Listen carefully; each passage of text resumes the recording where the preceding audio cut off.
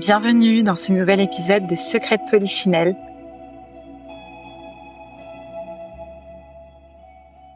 En fait, c'est une stratégie existentielle de bien-être, un rituel. Un rituel, c'est vraiment, moi, je le considère comme un rendez-vous d'amour avec soi. C'est un petit rendez-vous d'amour. Moi, je ne commence pas une seule journée sans me dire bonjour. On passe notre temps à être à l'extérieur, mais on peut pas être fondamentalement bien dans sa vie et bien avec les autres si déjà on n'arrive pas à se nourrir soi-même de quelque chose.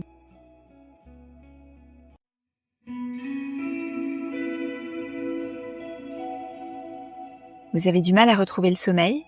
Vous tournez en rond avec une peur qui vous bloque? Vous souhaitez mieux communiquer, mieux gérer vos émotions? Vous êtes au bon endroit.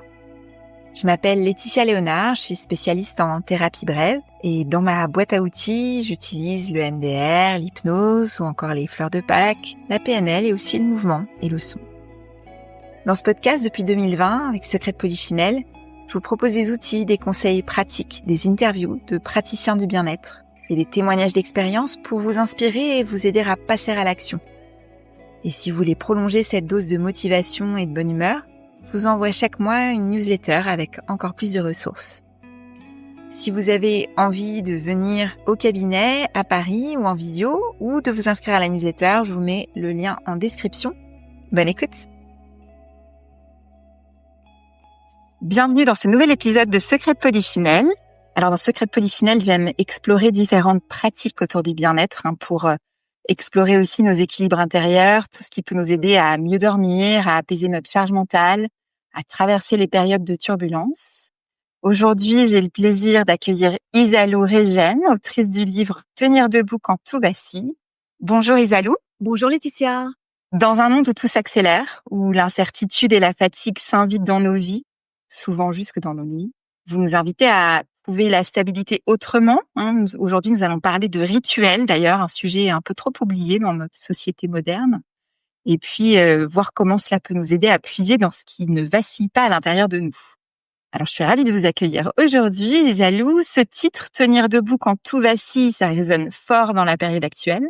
Qu'est-ce qui, pour vous, vacille le plus aujourd'hui dans nos vies modernes? Alors le plus, je sais pas s'il y a une compétition, mais en tout cas, ce qui peut vaciller, c'est c'est l'espoir. J'entends beaucoup de personnes qui sont dans une espèce de tunnel dû à l'imprévisibilité, au manque de perspective, dû à cette instabilité politique, économique, écologique, financière, enfin dans un monde qui est quand même très anxiogène.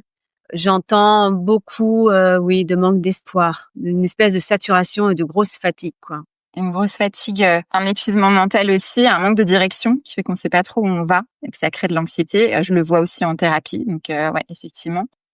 C'est un livre que vous avez écrit dans un contexte particulier, en dehors de ce contexte sociétal, par rapport à votre propre histoire? Alors, c'est un livre que je porte depuis très longtemps et j'avoue que je porte mes livres. J'ai fait un atelier hier justement en clinique de jour d'addictologie. Et on m'a fait un beau compliment. On m'a dit en fait que j'incarnais en fait ce que je disais.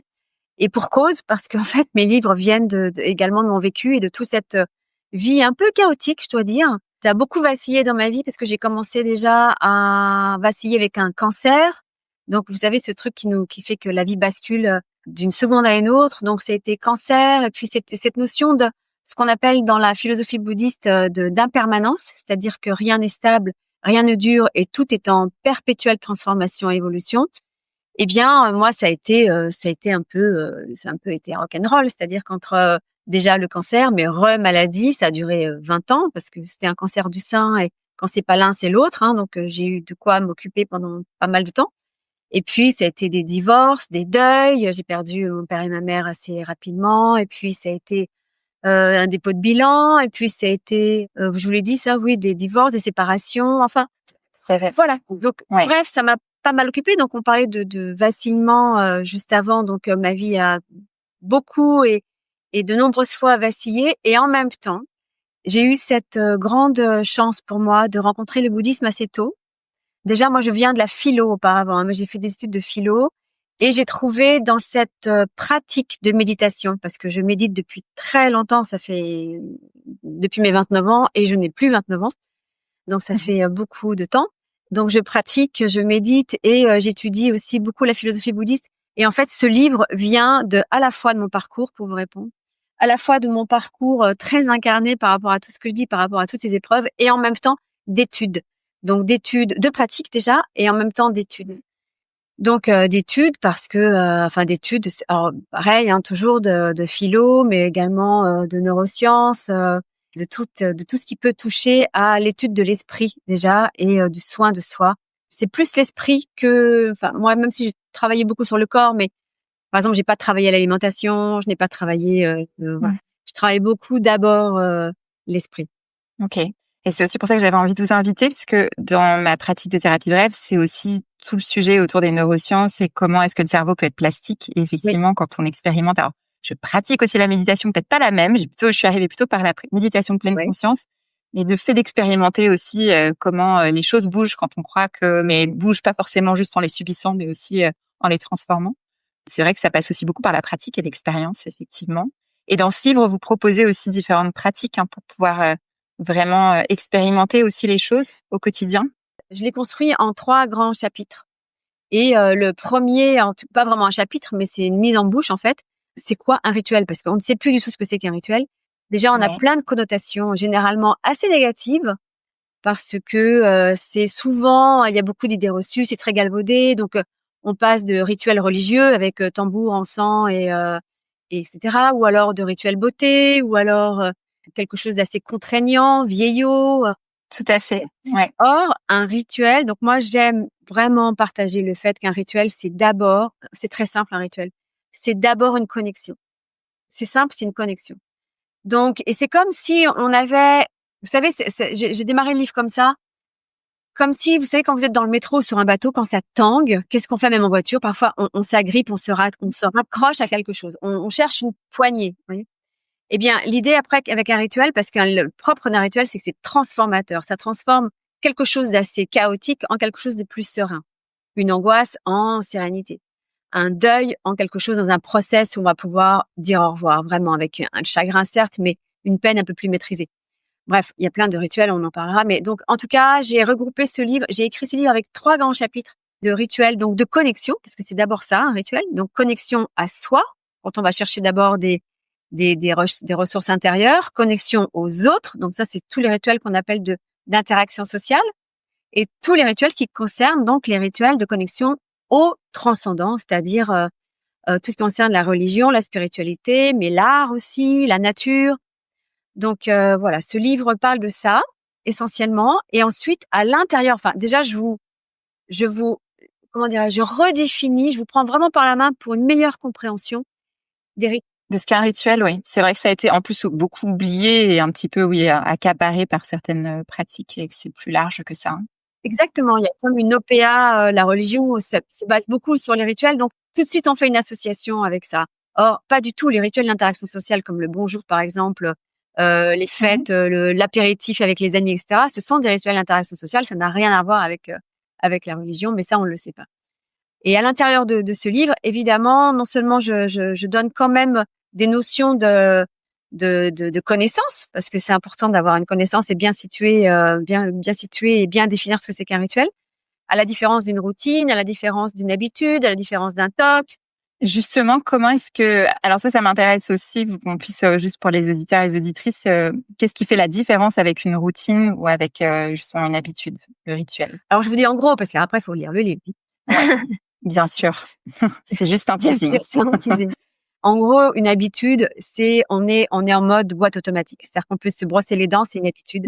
On est en boîte automatique. Donc, je peux penser à autre chose, je peux même regarder autre chose. Voilà, je vais pas avoir un effet transformateur à l'intérieur de mes émotions parce que je me brosse les dents. Vous voyez. En revanche, un rituel, c'est un acte intentionnel. Intentionnel. Donc, ça veut dire qu'on prend rendez-vous avec soi, quelque part, à un endroit, et c'est un petit moment qui va compter, un petit moment sacré qui va faire qu'on va transformer quelque chose. Donc, là, on est en pleine conscience. Alors que l'habitude, on n'est pas véritablement en pleine conscience. D'ailleurs, on peut aller jusqu'à l'automatisme. Et alors, il y a beaucoup de gens qui sont un peu pris dans leur rythme effréné, comme vous disiez aussi tout à l'heure, et finalement, qui n'ont pas forcément l'habitude, entre guillemets, de justement d'être en pleine conscience ou qui sont un peu en train de courir après le temps. Quels seraient les premiers signaux auxquels être sensible avant d'arriver à un état d'épuisement total aussi? Est-ce qu'il y aurait des signaux qui peuvent alerter? Est-ce qu'on parlait de fatigue tout à l'heure? Est-ce que ça peut être un moment de se dire, il serait peut-être temps de se reconnecter différemment? à soi, aux autres? Alors oui, bien sûr, la fatigue, c'est un signal, mais je me posais la question en même temps en vous écoutant, est-ce qu'on est obligé d'attendre les signaux? En fait, on n'est pas, vous savez, moi j'aime bien ce proverbe qui dit que c'est pas un soir de tempête qu'on apprend à nager et c'est trop tard. Mmh. Faut apprendre avant. En fait, c'est une stratégie existentielle de bien-être, un rituel. C'est pas Mmh. simplement on attend les signaux de fatigue ou d'épuisement ou de choc ou de drame ou pour se mettre en route. En fait, un rituel, c'est vraiment, moi je le considère comme un rendez-vous d'amour avec soi. C'est un petit rendez-vous d'amour.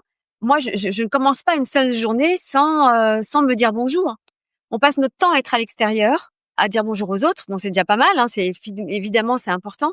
Mais on peut pas être fondamentalement bien dans sa vie et bien avec les autres si déjà on n'arrive pas à se nourrir soi-même de quelque chose, d'un moment et ça passe par des moments parfois et souvent des moments qui nous font du bien. Donc, ils passent par diverses activités parce que un rituel, c'est comme un écrin, une boîte à bijoux et à l'intérieur, vous mettez n'importe quoi. Donc, vous pouvez mettre un petit temps de yoga, une respiration, un petit temps de respiration, une contemplation du ciel le matin avec un grand sourire, un petit café, quelques pages de lecture. Enfin, tout est bon, en fait, pour ritualiser un moment qui va transformer, qui va nous permettre de nous connecter à quelque chose qui nous fait du bien. Et ça prend encore une fois qu'une seconde, c'est pas une question de temps. Très souvent, on me dit: «Ah non, mais moi, j'ai pas le temps, le rituel, j'aimerais bien, mais Un classique, là, ouais. j'ai pas le temps parce que moi, j'ai pas une demi-heure le matin». Bah, bien sûr, qui a une demi-heure? C'est vrai que dans nos vies, qui a une demi-heure? Moi-même, je les ai pas forcément les demi-heures. Mais par contre, je sais que je peux avoir 10 minutes. Et les 10 minutes ou parfois même si je les ai pas, je fais juste un sourire comme ça sur mon cœur en me disant: «Eh oh, bonjour moi». C'est une façon de me connecter à quelque chose en moi qui est important, un respect de moi, une estime, un soin. Et c'est déjà une connexion et c'est déjà un rituel. Et ça prend un quart de seconde. C'est un état d'esprit. C'est avant tout un état d'esprit. Effectivement, c'est vrai que souvent, quand on parle méditation, on a des personnes qui tout de suite se disent: «Ah non, non, mais moi, c'est pas possible, j'ai des pensées, je peux pas». Voilà, il y a plein d'idées préconçues aussi sur la méditation. C'est de se dire, avant de rentrer dans une vraie méditation, un vrai rituel, il y a d'autres petits gestes qu'on peut faire déjà dès le matin, comme se dire bonjour à soi-même, finalement. Ça peut commencer par là. Oui, c'est ça. La méditation, moi, c'est comme ça que je l'ai apprise et que j'aime en parler. Faut pas non plus en faire tout comment dirais-je, une image, un fantasme, soit d'atteinte d'une sérénité quelconque ou d'un état quelconque à l'intérieur. Méditer, ça veut dire simplement prendre une photo de là où on en est actuellement. C'est de se rencontrer. Donc, si ça dure 5 minutes, ça dure 5 minutes, mais c'est déjà quelque chose, en fait.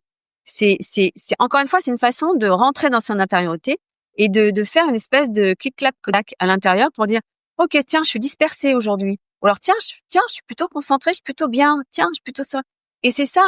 Et en fait, c'est simplement cet état, comment dirais-je, cette prise de conscience, en fait, de là où on en est. C'est ça, méditer. C'est pas atteindre forcément un état supérieur ou j'en sais rien, d'un autre monde il y a rien à atteindre. Il y a juste à respirer, se dire bonjour. Fabrice Midal, je crois qu'il en parle en disant elle se fiche la paix. C'est un moment où on se fiche la paix. J'aime bien cette façon d'en parler quelque part. Ouais, on se fait des vacances. Et ça peut prendre 5 minutes, en fait. Et une manière d'être plus attentif aussi au moment où on est bien et pas simplement parce qu'on sait très bien voir quand ça ne va pas en général. Et donc aussi de pouvoir plus facilement se reconnecter à soi dans les moments où ça va bien et où on va aller chercher cette stabilité-là ou cette Ouais. sérénité-là, puisque effectivement, on peut pas être tout le temps 100% serein et c'est normal aussi. Ouais.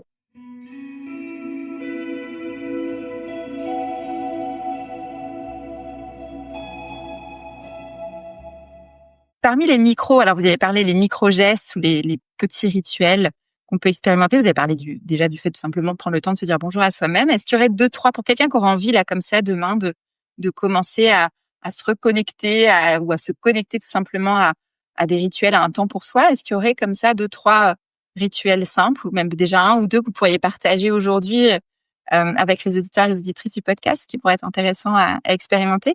Mais déjà, celui-ci, c'est vraiment celui-ci de se dessiner un sourire sur le cœur avant de mettre le pied par terre. Moi, j'avoue que quand j'ai commencé vraiment à être plus pro, entre guillemets, dans ma façon de ritualiser mes matins, de me mettre en Mmh. marche et en forme et en énergie positive, je sais que quand j'avais des grandes prétentions et que je posais le pied par terre parce que j'allais faire mon running, etc., enfin méditer ou ça, je les faisais pas parce que dès que je mettais le pied par terre, j'étais happée par autre chose et en fait, je me disais et le temps passait et je le faisais pas. Donc moi, pour ceux qui commencent, je conseillerais de se mettre adossés le long de leur mur lorsqu'ils sont déjà encore dans le lit, de prendre 3 grandes respirations, de terminer avec un sourire. C'est déjà quelque chose. Et ça prend même pas 1 minute.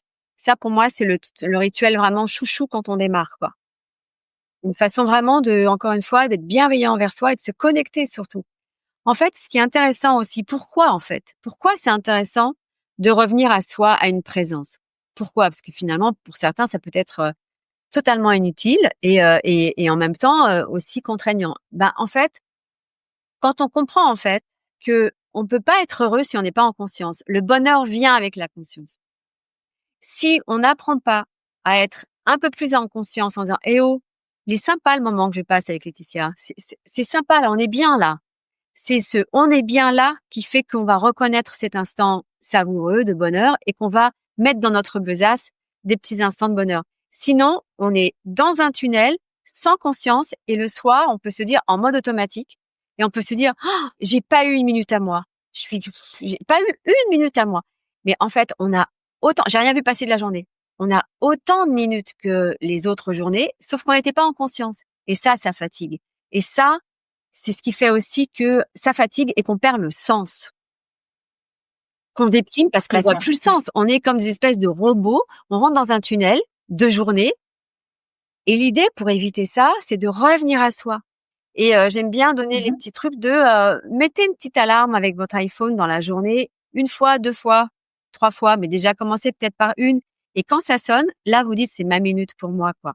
Et même en réunion, n'importe où, alors évidemment pas quand vous conduisez, hein, mais en réunion ou n'importe où, on peut toujours prendre 1 minute. Toujours prendre 1 minute pour dire là, c'est pour moi. Et on revient à sa respiration, tout simplement, avec un petit sourire. Et ça réinjecte quelque chose. Encore une fois, j'aime bien aussi, comment dirais-je, parler de ce que nous sommes comme aussi d'abord une fabrique chimique. En fait, moi j'aime bien aussi le système binaire. Soit je suis pas en conscience, je suis dans le stress, je suis dans l'oubli de moi, et là je vais fabriquer que du cortisol, et l'hormone du stress, avec tous les problèmes après de maladies cardiovasculaires, etc., etc., etc. Et puis aussi d'absence de bonheur. Hein. Soit j'arrive à revenir un petit peu à moi avec des petits rappels très simples.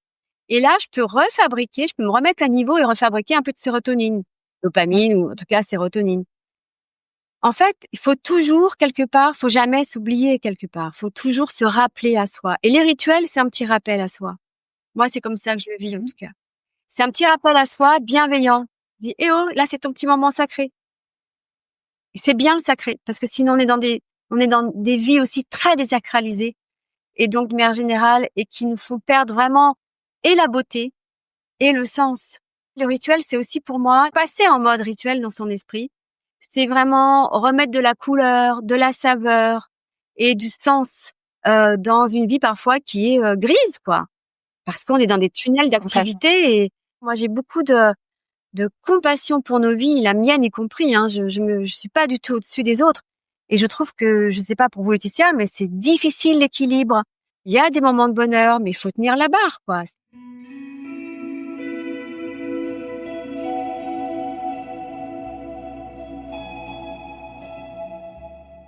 Alors moi, j'aime bien cette idée de forme d'entraînement au début, quitte à se mettre des rappels quand c'est pas naturel. Pour moi, c'est comme apprendre une nouvelle langue, comme apprendre un instrument de musique. Voilà, il y a un moment donné, voilà, j'ai vraiment vécu ça avec la méditation de pleine conscience aussi. Et pourtant, j'étais très dubitative au départ. Et c'est vrai qu'à un moment, il y a quelque chose qui se passe et puis ça devient finalement naturel et ce n'est même plus un effort.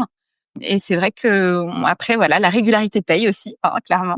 La régularité paye et c'est sûr que oui, il y a des hauts et des bas dans chaque vie et l'important c'est de pouvoir profiter aussi et se remplir un maximum quand il y a des moments de bonheur, de pouvoir aussi les ressentir en fait parce qu'on sait très bien sentir quand ça va pas. Hein, je vois en thérapie aussi et c'est vrai que se reconnecter à soi, à la respiration, c'est déjà je vais utiliser un anglicisme, mais c'est déjà un game changer. Ça change déjà le quotidien. Et ça peut vraiment aider à se sentir beaucoup mieux. Et j'aime beaucoup aussi cette dimension philosophique parce que en thérapie brève, c'est aussi ça, c'est quel sens vous avez envie de donner à votre vie demain, peu importe ce qui vous est arrivé dans le passé, parce qu'on peut tous effectivement avoir des événements difficiles. Et l'idée, c'est de se dire, OK, comment on continue d'avancer avec ça et de quoi on a envie pour sa vie, pour son existence. Et voilà, le propre de l'être humain aussi de se questionner là-dessus. Et c'est vrai que j'aime beaucoup l'idée de ces rituels, là, de ces moments de connexion pour justement retrouver aussi du sens finalement, parce que c'est aussi ce dont on manque beaucoup, hein, ce qu'on entend beaucoup. Et j'aime parler aussi de l'intérêt, en tout cas, du bien fondé des rituels sur une notion qui est très importante, qui est cette notion d'impermanence, qui fait que, comme je vous l'ai dit tout à l'heure, que rien ne dure. Mais nous, dans notre culture judéo-chrétienne occidentale, on a quand même cette idée que quand quelque chose nous arrive, mais qu'est-ce que j'ai fait, quoi? C'est toujours sur moi que ça tombe. Voilà. Et encore une galère. Et encore une galère. Et donc, ce qui veut dire qu'en toile de fond, dans notre mental, on n'a pas le chaos dans la tête. On a cette aspiration toujours à l'harmonie et au confort. Or, la vie, c'est pas l'harmonie non-stop. Jamais, never. Ça n'a jamais existé. D'ailleurs, on vit plutôt dans une période de notre humanité, de honeymoon. Nous, on ne connaît pas la guerre, carrément. Et c'est notre première génération, on ne connaît pas la guerre. Or, pourtant, on est super mal. On n'est pas plus heureux. On est d'accord, on n'est pas plus heureux. Ah, bien d'accord. Parce qu'on a toujours aussi, alors déjà, on a une autre guerre parce que c'est quand même un gros bouleversement sociologique en ce moment quand même, avec l'IA et avec tout ce qui se passe dans le monde. C'est quand même une accélération quand même du monde qui fait que le monde nous échappe de plus en plus, ce qui fait que ça crée beaucoup plus d'anxiété qu'avant. C'est vrai que avant, le monde était pas plus facile. J'ai entendu un podcast, j'aime beaucoup évidemment Christophe André, hein, évidemment, comme tout le monde. Hein. Et Christophe me disait que, en fait, le monde, et je suis assez d'accord avec cette analyse, le monde auparavant était pas plus facile, était même un peu plus difficile que le nôtre, dans le sens où, par exemple, on mourait beaucoup plus facilement en couche. Enfin, la médecine n'était pas aussi avancée, donc on mourait beaucoup plus jeune. Il fallait se taper aussi, sans les absences de tout notre équipement ménager. Il fallait se taper des tâches assez dures, etc. Sauf que maintenant, c'est peut-être plus facile, mais c'est plus complexe. Et cette complexité-là, c'est-à-dire qu'on n'est plus du tout. C'est-à-dire que moi, si j'ai un problème avec ma voiture, par exemple, je serais incapable de la réparer. Un logiciel, un changement parfois c'est l'enfer, c'est l'enfer, c'est l'enfer. Et j'imagine que tout le monde se retrouve là-dedans. C'est-à-dire que tout va vite, tout nous dépasse très vite, et ça crée quoi? Ça crée une anxiété parce qu'on ne maîtrise pas, on ne contrôle pas. C'est pour ça que de se redonner aussi des rendez-vous avec des rituels, ça régule le système paranerveux sympathique parce que ça nous redonne un peu de maîtrise. Donc, ça nous désangoisse. Tout à fait. C'est en ça que pour moi, c'est un câlin qu'on se fait. Parce que ça nous permet on va pas changer le monde. Le monde, on n'a aucune prise sur le monde. On le sait, on a juste un pouvoir sur comment moi je vais vivre dans le monde. Dans ce monde-là que tu maîtrises pas et qui va en plus à toute allure. Eh ben, moi, je suis une anxieuse à la base, hein. Je me donne des petits rendez-vous et je ritualise, et donc j'ai l'impression de maîtriser un peu plus ma vie. Je suis pas comme une feuille sujette au vent, au moindre truc. Qui subit. Ouais. La façon de retrouver aussi un peu de maîtrise et de sens, c'est en se donnant ces petits rendez-vous savoureux pour soi et avec les autres. Complètement. C'est vrai que c'est souvent un sujet qui revient, à l'impression de subir sa vie. Donc, ça peut être une manière de se reconnecter et d'être un peu plus acteur. Et c'est un peu moi ce qui m'a poussé aussi à lancer ce podcast. Alors, moi, j'aime bien mon rituel à moi. C'est aussi de me demander quel a été le moment papillon de ma journée. Voilà. Toujours me dire, est-ce qu'il y a eu, même dans une journée qui paraît un peu plus compliquée que les autres, ben, finalement, il y a toujours un petit moment papillon. Que ce soit quelque chose de beau que j'ai vu, quelque chose que j'ai goûté, quelque chose que, voilà. Et c'est vrai que c'est ces moments-là de connexion à soi. C'est une forme de rituel aussi. Qui font du bien. Ouais, complètement. Et alors, pourquoi papillon? Alors, c'est venu comme ça. Ça a été dans la famille. Je crois que quelqu'un a lancé l'idée et puis on a aimé l'image. Moi, j'aime bien l'image du papillon qui est coloré, qui est léger, voilà, il y a un côté libre aussi qui me plaît beaucoup. Et c'est très intéressant aussi de se replacer dans cette culture dans laquelle on évolue effectivement et qui nous influence beaucoup. J'ai bien aimé aussi le parallèle judéo-chrétien, ayant passé beaucoup de temps dans les pays anglo-saxons où là, tout est possible et tout est merveilleux, mais parfois presque trop. Parce que ça ne peut pas être merveilleux tout le temps. Mais c'est vrai que j'ai trouvé ça intéressant en arrivant dans un système plus judéo-chrétien ça apportait autre chose, en tout cas une manière d'aller regarder le monde autrement. Et donc je trouve ça vraiment intéressant d'aller regarder du côté des cultures aussi d'autres pays, et notamment vous me disiez vous aviez été beaucoup influencé par le bouddhisme par rapport à cette idée d'impermanence. Oui, j'avoue que j'ai changé même. C'est la première fois que j'en parle dans ce livre-là, hein, parce que j'avais d'autres livres et puis. J'avoue que j'en avais jamais parlé parce que je voulais pas être clivante, parce qu'en même temps ça me regarde et puis en même temps. Mais c'est mon éditrice qui m'a demandé d'être, comment dirais-je, claire là-dessus et même d'en parler ouvertement. Et je trouve que je la remercie parce que je trouve qu'elle a eu raison. Mais c'est vrai que moi, j'ai vraiment changé de lecture du monde. C'est-à-dire que j'ai changé de mind. Donc, je peux vraiment voir la différence entre les deux. Et parce que j'ai changé depuis très, très longtemps de grille d'analyse du monde. Un détail, enfin, voilà, un exemple, par exemple. Dans la philosophie bouddhiste, le mot culpabilité n'existe même pas. Le mot n'existe pas parce que la culpabilité n'existe pas. Donc, c'est intéressant de voir que parfois on s'empêche de vivre en gros, hein, et on se pourrit la vie avec juste un concept qui n'est pas un concept universel, qui est juste un concept lié à une culture. Quand on sort de cette culture-là, ou qu'on peut faire des pas de côté avec d'autres cultures, on se dit what? Mais non, moi personnellement, j'ai pas du tout envie de m'encombrer avec la culpabilité. Donc, on travaille autrement parce qu'on a déjà tout un, comment dirais-je, un postulat de base de lecture du monde qui est différente. Et donc, c'est vrai que maintenant, j'assume complètement. Je n'ai plus du tout, j'ai plus trop cette lecture-là, en fait. Et c'est ce que je retiendrai de notre échange aussi aujourd'hui, hein, cette prise de conscience aussi de la culture dans laquelle on se trouve, hein, comment elle nous influence aussi. Et puis, la possibilité dès le matin de se proposer un moment de connexion avec soi-même. Hein. Déjà, quand on est allongé dans son lit, on n'a pas besoin d'attendre de se lever et de se faire un petit cœur là sur ou un sourire sur soi et puis de prendre le temps de se dire bonjour. Je trouve que c'est une action simple à mettre en place.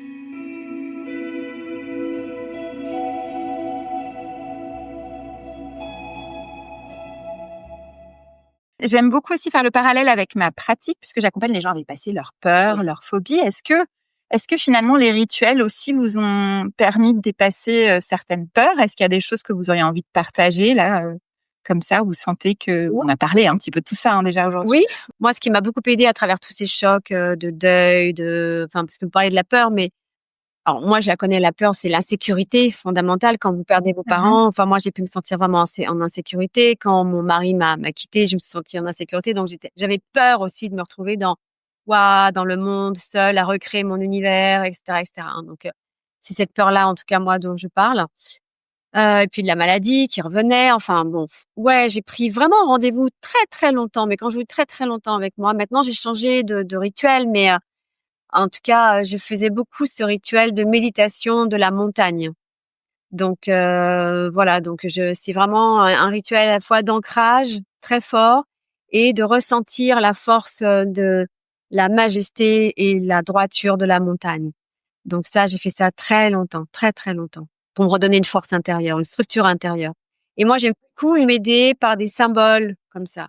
Donc par exemple, tous les dimanches, au cas où, je sais pas si vous le savez Laetitia, mais tous les dimanches sur Instagram, je donne rendez-vous pour faire un rituel ensemble de méditation OK. qui s'appelle Soleil Inside, où là c'est pareil, c'est Mmh. mon rituel chouchou tous les matins, où j'invoque. Donc clairement, ce sont des méditations qui sont issues du bouddhisme tibétain, hein, qui ont rien à voir avec la religion. Hein, donc c'est juste, voilà, on appelle ça des lectures, des n'importe quoi, des méditations de Yidam. Donc en gros, je fais visualiser le soleil et ensuite je propose de le mettre à l'intérieur, de rayonner de soleil et ensuite de le partager avec ceux qui en ont besoin aussi de cette belle énergie. Bon, il y a tout un process. Et ça, c'est vraiment un de mes rituels aussi chouchou que je fais tous les matins pour me donner météo extérieure, bonne ou mauvaise, je m'en fous. Moi, je deviens le soleil tous les matins, vous voyez. Donc voilà. Et j'invite tout le monde à rayonner dès le matin, de devenir le soleil. OK. Je mettrai votre compte Instagram dans la description de l'épisode pour ceux qui ont envie d'aller voir. En parlant de méditation de la montagne, j'aime beaucoup celle qui est disponible d'ailleurs en accès gratuit pour ceux qui veulent avec la belle voix de Bernard Giraudot sur YouTube et qui est aussi très chouette, ouais, qui est très chouette à suivre et qu'on utilise effectivement dans les sites de méditation de pleine conscience. Donc ça, oui, effectivement, c'est une belle image, la montagne qui reste stable. Est-ce qu'il y aurait un autre secret de Polichinelle Isalou que vous aimeriez voir abordé dans un prochain épisode? Là, on a parlé des rituels qui sont parfois trop oubliés. Ah, c'est vrai, vous m'avez posé la question, Laetitia. C'est vrai. Alors, un secret de Polichinelle dans d'autres épisodes. Moi, je dirais encore les rituels, mais je vais saouler parce que je trouve qu'on les... On peut en parler encore? Ouais, Oui. oui, parce qu'on les connaît pas bien. Encore une fois, on les confond avec tellement de choses, alors que ce sont des leviers et des piliers. C'est-à-dire qu'on ne peut pas. On est des êtres à la fois de rituels, sauf qu'on en a plus conscience du tout. Ce qui fait que comme on n'a plus conscience et qu'on les confond avec n'importe quoi d'autre, on en a parlé au début, eh bien, on prend pas toute leur puissance en main, en fait. Et on se vide de leur force. Donc, oui, j'aimerais beaucoup. Ils sont sous nos yeux. On est comme des Monsieur Jourdain. Vous voyez, on fait des vers sans le... Sauf que comme on n'en a pas conscience, eh bien, on ne s'appuie pas suffisamment sur eux. Je sais que certaines personnes me disent que depuis qu'elles ont lu mon livre, elles voient les dîners, par exemple, complètement différemment. Encore une fois, les dîners, ce sont des rituels. Mais on ne sait pas forcément que ce sont des rituels de cohésion sociale, de convivialité, en même temps d'appartenance à un groupe dans lequel finalement on se restaure dans une forme de sécurité, de lien. Mais quand on le sait, et souvent parfois moi en tout cas j'ai pu auparavant aller dans un dîner en disant ouais, quand ça va être, soit c'était une obligation, soit parfois j'étais fatiguée ou j'avais pas envie, ou enfin bref j'étais contrariée. Là je le vis plus du tout pareil. Je me dis non mais ça c'est la grâce d'avoir des amis, de pouvoir échanger avec des amis, et je le vis et je le fais vivre aussi différemment forcément, parce que sans les autres, on n'est rien. On est des êtres vraiment de rituels et des mammifères en gros. Et moi, ça me fait du bien juste d'aller ressentir la chaleur des amis ou de la famille. Et même si parfois ça frotte ou c'est pas intéressant, parce que c'est pas toujours intéressant, mais c'est pas grave, ça tient chaud quoi. Et à partir du moment où on sait que ça c'est un rituel et que c'est une fonction très importante dans nos vies, on le vit différemment. Donc j'aimerais, le secret de Polichinelle, c'est vrai. Parce qu'on est des êtres de lien aussi, donc oui, parler du lien et comment on se remet en lien. Moi j'ai la chance de grandir dans un environnement plutôt communautaire et je trouve qu'on a un petit peu perdu ça au fil des années. Alors je sais qu'il y a des initiatives quand même qui se créent, c'est pas toujours facile dans les grandes villes, mais c'est vrai que ça apporte tellement. Merci pour l'inspiration. Alors je mettrai les coordonnées dans la description pour votre page Instagram. C'est le plus simple si on veut vous suivre directement. Et puis bien sûr le titre de votre livre, Tenir debout quand tout vacille, qui est déjà sorti. Il est jaune, je l'ai voulu jaune comme le soleil, pour vous donner plein de sourires. Et alors, ça me parle encore plus parce que mon prénom Laetitia veut dire joie. Donc, joie, soleil, tout ça rayonne et c'est fabuleux. Merci, Zalou. Merci, Laetitia. Merci d'avoir écouté cet épisode de Secret de Polichinelle. Si l'épisode t'a plu, je t'invite à le partager avec tes proches, avec ton entourage, à mettre aussi un avis 5 étoiles ou même à me laisser un commentaire. Et puis si tu as envie d'en savoir plus sur les actualités autour du podcast, autour de mon activité de thérapeute, je t'invite à t'inscrire à ma newsletter. Le lien est dans la bio et également sur mon compte Instagram où tu peux également me suivre, qui s'appelle laetitia.thérapie au singulier.podcast. À bientôt!